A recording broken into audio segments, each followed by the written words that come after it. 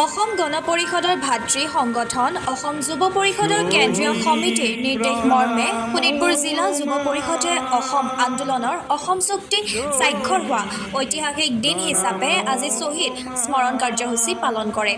তেজপুৰৰ পদুমপুখুৰী পঞ্চ শ্বহীদ উদ্যানত বন্তি প্ৰজ্বলন কৰি অসম আন্দোলনৰ শ্বহীদসকলক যুৱ পৰিষদৰ লগতে অসম গণ পৰিষদৰ বিষয়ববীয়াসকলে শ্ৰদ্ধাঞ্জলি জ্ঞাপন কৰে।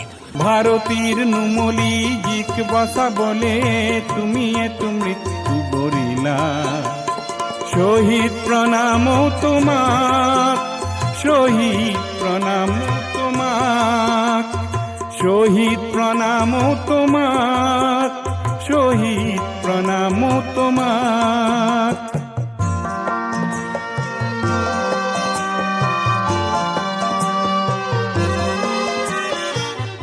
গণ পৰিষদৰ ভাতৃ সংগঠন অসম যুৱ পৰিষদৰ কেন্দ্ৰীয় সমিতিৰ নিৰ্দেশ মৰ্মে আমি আজি শোণিতপুৰ জিলা যুৱ পৰিষদে অসম আন্দোলনৰ অসম চুক্তি স্বাক্ষৰ হোৱাৰ আজিৰ ঐতিহাসিক দিন হিচাপে আমি কেন্দ্ৰীয় নিৰ্দেশ মৰ্মে আমি আজি শ্বহীদ স্মৰণ কাৰ্যসূচী হাতত লৈছোঁ।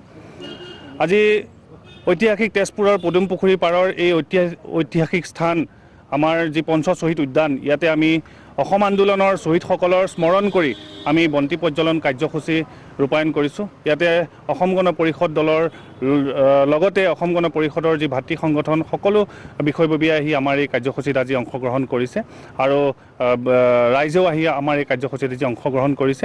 আৰু আমি আপোনালোকৰ মাধ্যমেৰে অসম আন্দোলনৰ সেই শ্বহীদসকলৰ ত্যাগ আৰু আদৰ্শ, তেখেতসকলৰ যি জাতিৰ বাবে কৰা যি তেওঁলোকৰ যি যাত্ৰা আছিলে, এই সকলো স্মৰণ কৰি তেখেতসকলৰ আত্মাৰ সদ্গতিৰ অৰ্থে আমি প্ৰাৰ্থনা জনাই আজিৰ এই কাৰ্যসূচী আমি ৰূপায়ণ কৰিছোঁ।